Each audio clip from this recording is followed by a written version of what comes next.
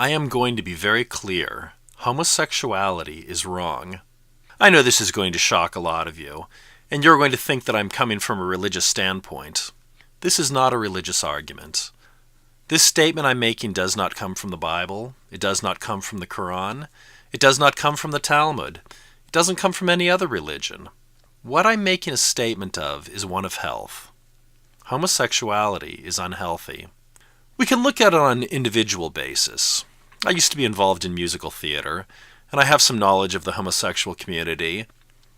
I have some knowledge of the casual sex, the drug use, all of the things that harm the individual. I saw a number of people die of AIDS. I saw people get sexually transmitted diseases, and the promiscuity of homosexuality does increase those chances of sexually transmitted diseases. The very act of homosexual sex, the anal sex, also increases sexually transmitted diseases due to the fact that there's sometimes bleeding involved. Of course, AIDS is an issue. AIDS exists in the heterosexual community, but far more in the homosexual community, far more in the drug-using community. And so it is harmful to the individual, but that's not really what I'm talking about. I'm talking about harm to the community. And this is something I'll talk about more in further videos. In what way does homosexuality harm the community? Can't people just let other people be? Don't homosexuals have the freedom to do what they want in their own homes, to love whoever they want? I can understand that argument, and I'm sympathetic to it. You know, we fall in love with people, we have desires for people, and I think all of us understand that. And if you want to have gay sex, I actually do have sympathy for that. However, it does harm the community, and this is why traditional societies have been so against it. And I shouldn't even really say traditional societies. Up to 50 years ago, it was just universally accepted worldwide that homosexuality was a really bad idea. And I don't think this came from religion. I think, if anything, religion was more a reflection of just the human understanding of what's right and what's wrong. And when I say right and wrong, I'm not talking about morality. I'm talking about health. The sex drive is very strong. And why is this? It's because it's how the community continues. It's how the group continues. Sex is pleasurable, but it doesn't really benefit the individual in some ways. I mean, having children is a huge expenditure of resources. It's very emotionally draining. It really doesn't benefit the parent that much. But what the parent does get is this sense of continuing on, this sense of the community not dying. And this is reflected once again in the sex drive. Evolutionary selection takes place on the individual level, but it also takes place on the group level. In fact, the selfish gene was arguing that natural selection took place on the level of genes, and that is true. It does take place on the level of genes, and it also takes place on the level of the individual, and it also takes place on the level of the group. If a group is doing healthy things, it will continue. If a group is doing unhealthy things, it will die off. And a very good example we saw of that was in Israel. There were two groups. There were the secular Jews and there were the religious Jews at the beginning of the Jewish state of Israel. The secular Jews were mostly communists, and they really assumed that the religious Jews were going to die out. I mean, they saw it as a backward belief. It was foolish.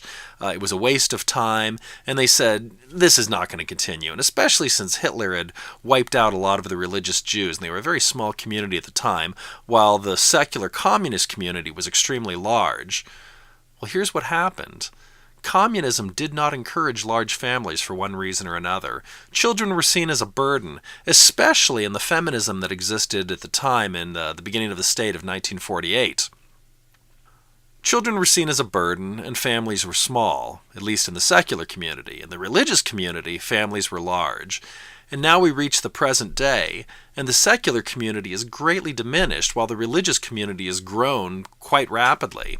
And it's quite possible in the foreseeable future that the religious Jews will replace the secular Jews, and Israel will no longer be a secular state. This could happen in the United States also. We have sort of the general community in the United States, the general culture encourages homosexuality, which is part of not really wanting to have children.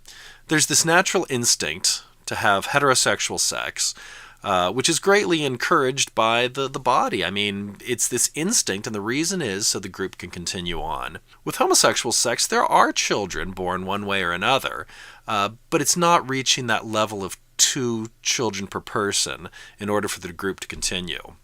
In the past, you needed to have more children because children died rather early. But in our modern society, most children live. It's not the idea that a child's going to die before age 5.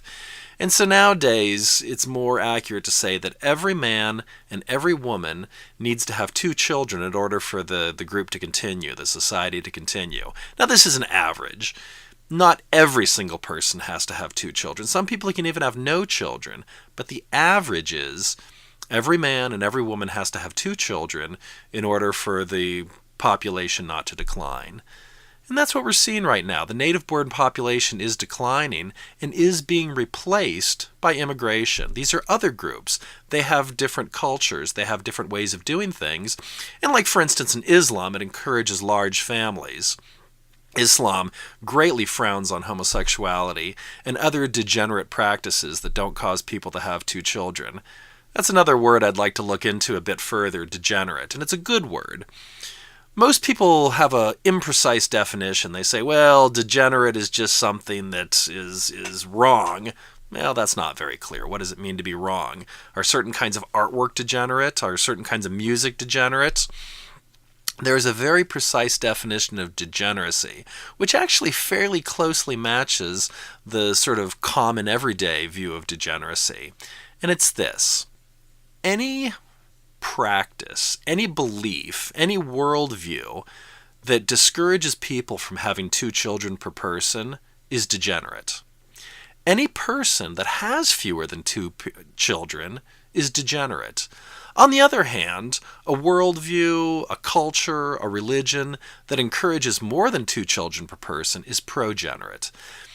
That is a worldview, that is a practice that encourages the group to get larger, to become stronger, and to not be replaced by others. And that's what we're going to see.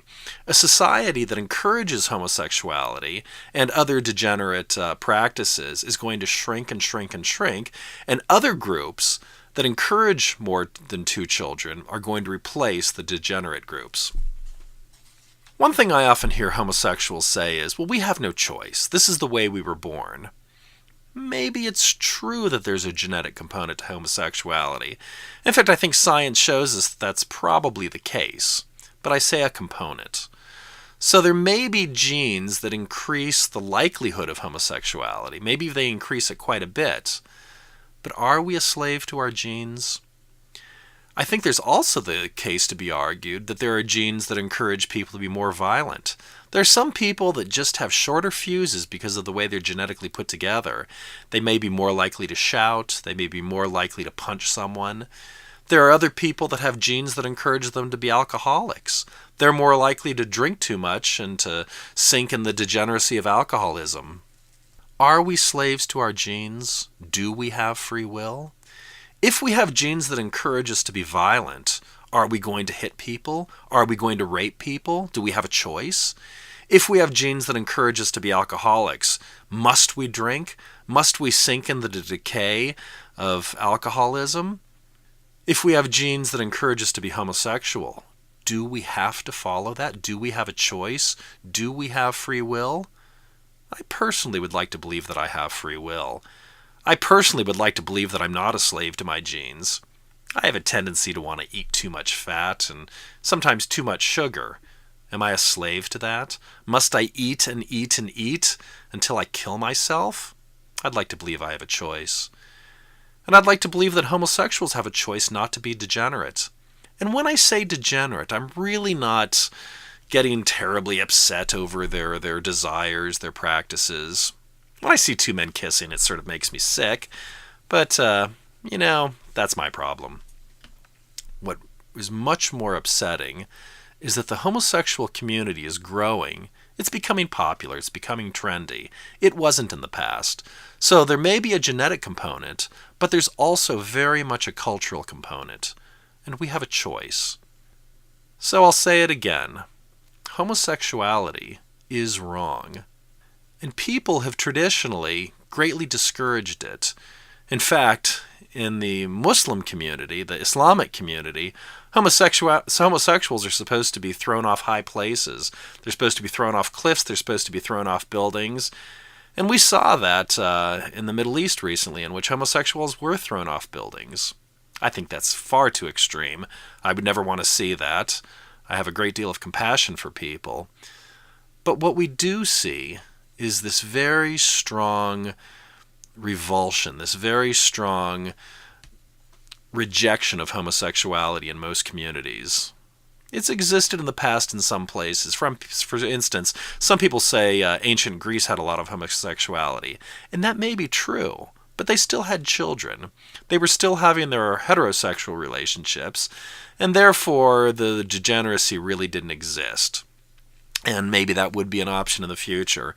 People could still have children, and then on the side they could have their homosexual sex, which I still think is harmful in the fact that it spreads diseases. But you know what? I actually think there'd be women that wouldn't mind that. Some women don't want these really close relationships. They'd be happy. I've seen a lot of group marriages. I've seen a lot of people with 2 wives, 2 husbands, and so I know that is an option that people have.